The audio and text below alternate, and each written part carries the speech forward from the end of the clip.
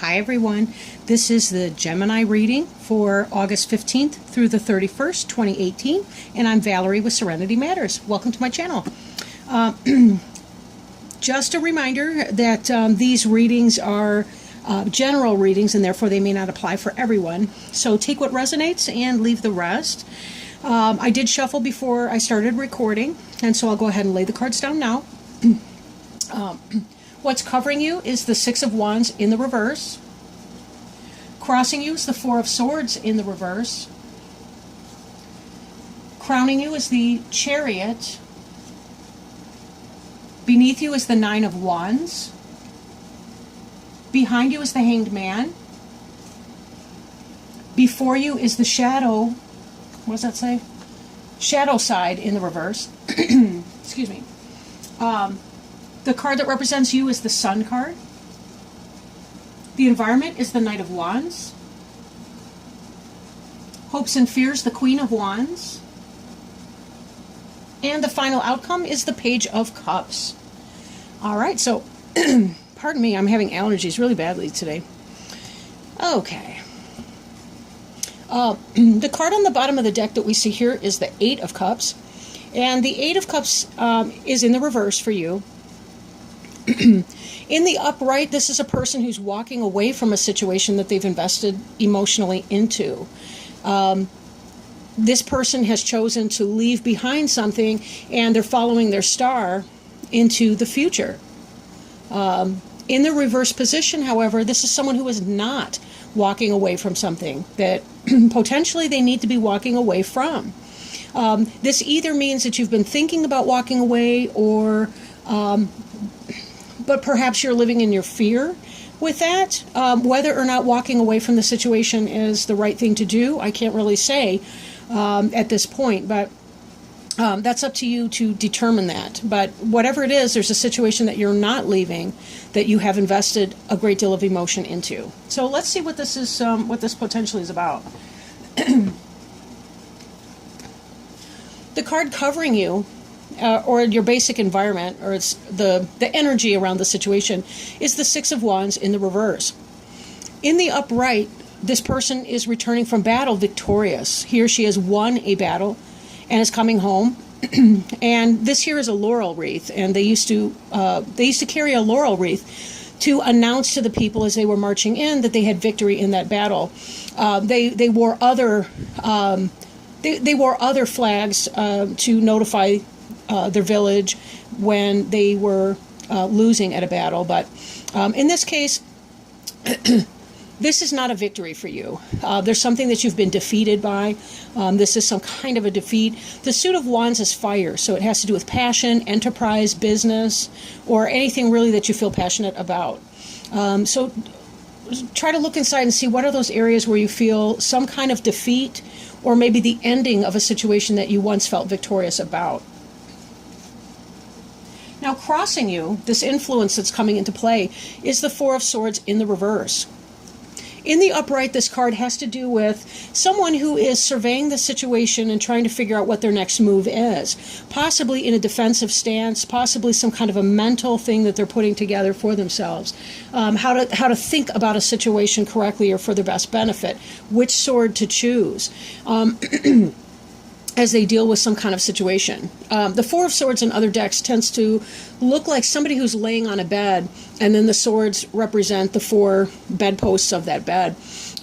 In this, you're coming out of that type of energy.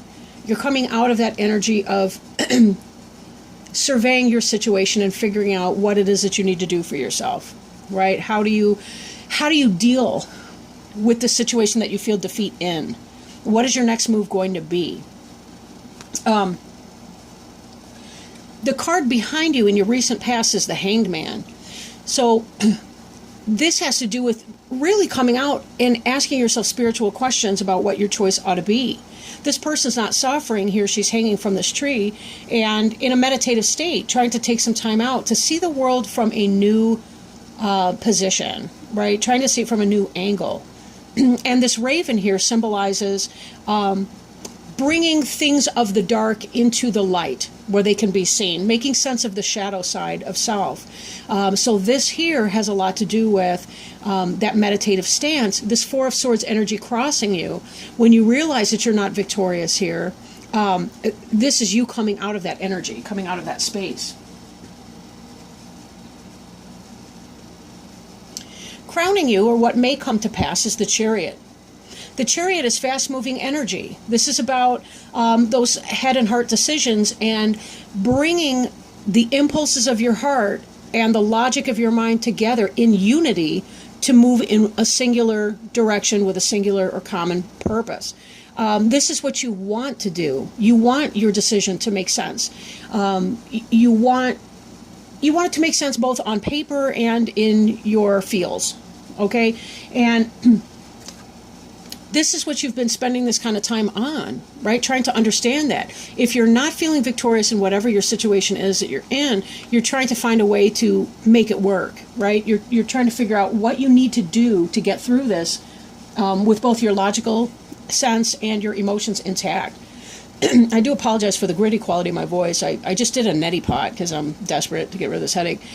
Anyhow, in this energy here, this is beneath you. This is the energy that you're currently operating in. This is what's under your feet, what you have now, what's current. This is Knight of Wands. This is the warrior that is weary. They have had a victory at the time, but there did come a point where you had to stand up for yourself and say, N-O, capital No. And that may be something about this lack of victory here. You've won the battle, but you may have lost the war. So what does that mean for you, right? Again, where is it that you don't feel victorious? You feel battle worn, and maybe it's the fact that you had to engage in this battle at all. So there's some kind of energy around you that may be some kind of, I don't know, I feel like there's some kind of environmental thing. It could be work related, it could be home or family related, where you just sort of feel done with it, whatever it is. But in a positive sense, you do have other good cards in this reading, positive cards. Now, there is going to be some element of dealing with your shadow self here. And some of that's been done a lot with the Hanged Man. And I suspect that this was not a very good place for you, that you did feel that sense of defeat, that this person here, although she's reversed with her swords, there was something she was very defensive about. And certainly we see, too, you've got this wounded warrior energy, but you're coming out of this shadow side. When we look at our shadow self, when we look at the parts of ourselves that we want to hide or discard or not be in contact with, this really helps us illuminate what it is we're trying to do. This is the element that's represented by the Raven in the Hanged Man card here. In this Raven, we're saying we have to go within. We can't just look at the things that we like about ourselves. We have to look at the things that we don't like about ourselves, because sometimes the most important information is, what is it that I don't want to know or own about myself, my behavior, my choices, my history, my future, and my best decisions. And sometimes that's a thing to do. But the best way to have control over the shadow elements of ourself is to bring them out into the sunlight where we can see them and actually take steps. It's not by eradicating our shadow side that we have control over it. It's by acknowledging that it exists. Then and only then can we truly have what it is that we want, which is mastery over both our light and dark elements, our yin, our yang, our masculine and feminine sides, our positives and negatives, right? It's only then we can achieve balance and really make both our shadow side and our most positive sunny side come out. In fact, the card representing you here is the Sun card. And the Sun, I mean, wow. I mean, this is the happiest card in the deck. The Sun is positivity, it's inner child feeling happy, it's vibrance, it's blessings, it's abundance. It's about all the joyful things in life coming in. And having had both the shadow side and the sun, you know, let's face it, we wouldn't have shadows if not for the sunshine. But our shadow side also helps us to value the things that we might otherwise take for granted in our sunnier elements. You know, the things that do make us feel happy. Happiness is that much better because we've experienced emotional pain, right? If not physical pain. Now, in your future, the shadow side is in the reverse, meaning you're coming out of that energy. And you've done some really, really good internal and meditation work in this Hanged Man energy here. And this is in part why your sunny side is showing this summer. That it really does seem like you're having a great summer. Good, you deserve it. You deserve it. You've put a lot of work in here. This sense of loss that comes from the Six of Wands energy, the lack of victory, it seems that you're able to make some sense of what that means and be able to let go of some of the ego attachment that can come with it and from having a rough time.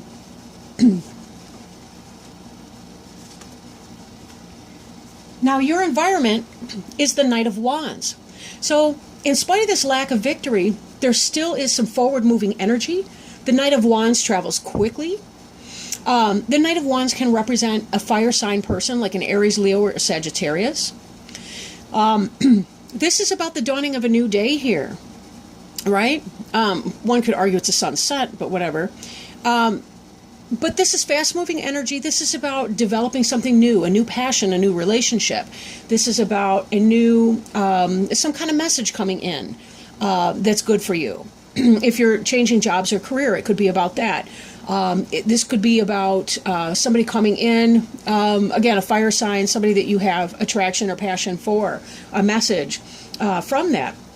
This could be any of those things that really bring that kind of blessing in your life. Despite of the fact that you've had argumentation going on with somebody, some kind of a battle, a temporary victory over that battle. Maybe this represents somebody in your household. For some of you, I kind of feel like it's more symbolic, but for some of you it may be an actual person.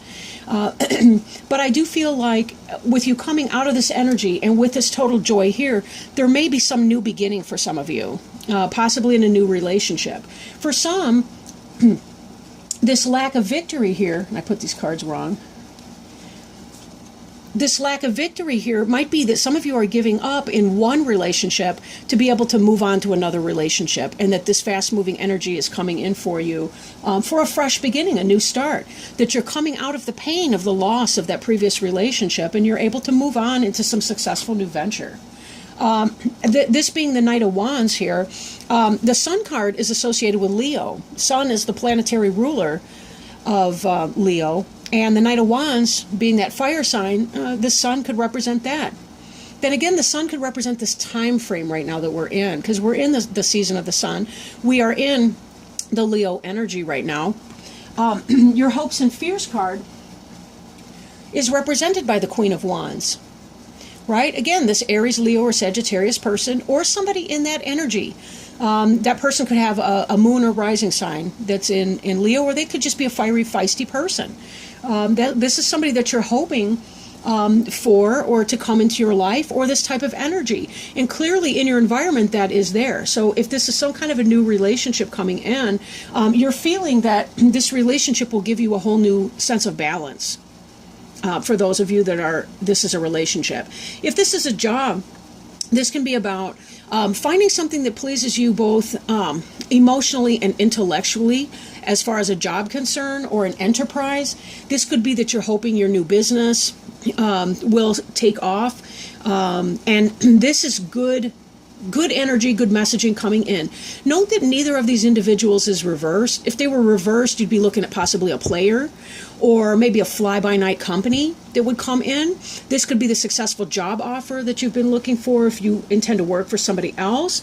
But definitely it's a hard-won victory in this situation. Something else that you're leaving behind was a lack of victory for you, and this new energy coming in is really, really positive. And again, we see this, I just kind of want to backpedal here for a second, not backpedal, but backtrack, to you're in the Sun energy and you're coming out of the shadow side. But you're still taking with you the lessons that you've learned here. So this is about new wisdom and new opportunity. Very, very positive stuff coming on in. And in case you were questioning this idea of romance in your life, this is the Page of Cups. The Page of Cups is about a message of beauty, a message of love. This is, the cups is that emotional thing. Now, this could be a younger person, like a child. If you have a daughter, possibly a son, who happens to be a Cancer, Scorpio, or Pisces. But given the rest of this reading, I really do think it's that you're going to find something coming in very quickly that you love. It's a new relationship. It's a new job that you're really going to feel happy about. A new beginning to a happy home life, for example. And this cup right here has a fish in it. So this is a tangible offer of love coming in. This is a message. This is a tangible offer. Now, when we tie this in the back here with the first card that we had pulled up, that was the Eight of Cups in the reverse. This was about hesitation to walk away from something we've invested in. But possibly, I'm thinking it's a situation that you felt a lack of victory in. The one that you had kind of been in a meditation about and questioning, the one that put you through all the battles, right? When we walk away from that situation, we definitely have something new and positive coming in. Just be very careful. Sometimes, as we're leaving one situation for another one, be careful not to burn your bridges or create bad karma in that situation. Sometimes it just doesn't work out. It's not about the other person. It's simply that that person's right, but they're right for somebody else. It's not, I want to say it's not personal. It kind of is personal, but it's really about if you're finding your best fit. But this is super positive stuff that's coming up for you. You're in a really great energy right now. For some of you, I really do think that you're going to be falling in love, probably with some kind of a fire sign or somebody that you feel very passionate about. With others of you, it could be that you're leaving that situation, that business relationship or what have you, to find a new job that you feel very happy about. So take it as it resonates. Every person's going to have a different circumstance going on for them. And, but again, this is a general reading, so not everything will apply to everyone. Now, I am shuffling for additional support and guidance, health and healing for each of you. I'm shuffling the Animal Wise Tarot by Ted Andrews. As usual, you can see representations of the decks that I'm using, or working with, I should say, up in the top of the screen. And give me one moment, and I'll pull a card, or sometimes they just jump out. So we'll see what goes on here.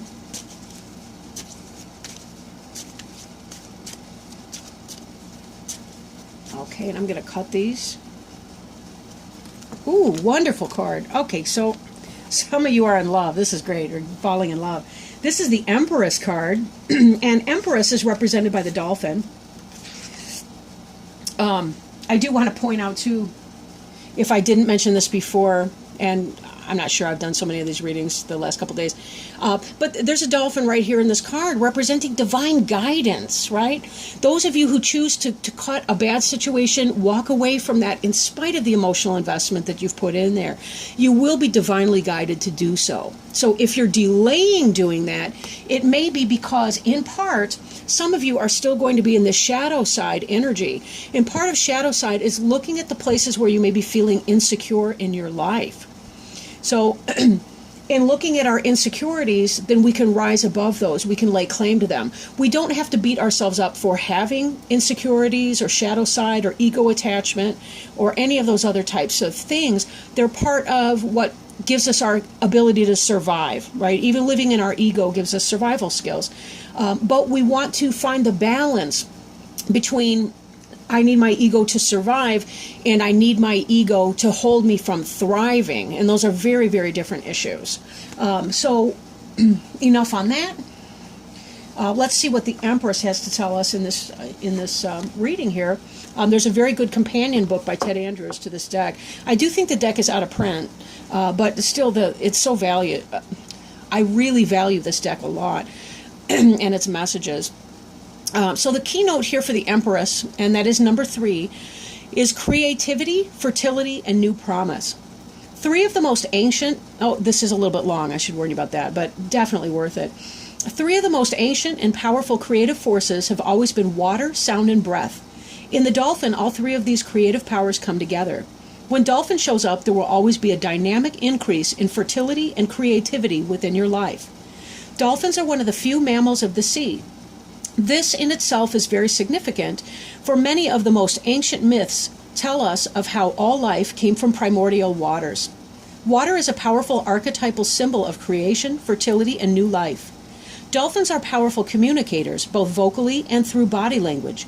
They have a great ability to use sonar, emitting a series of clicks and then responding to the feedback of the clicks as the sound reverberates. Dolphin shows us how to use sound and voice to create and manifest, teaching us to hear underlying currents and voices. Sound does require breath, and if we know how to combine sounds in words, prayers, chants, songs, etc. with breath, we can reshape the waters of our life. Dolphin shows us how to enter the waters of life and with techniques of sound and breath to call forth from the waters what we most need or desire.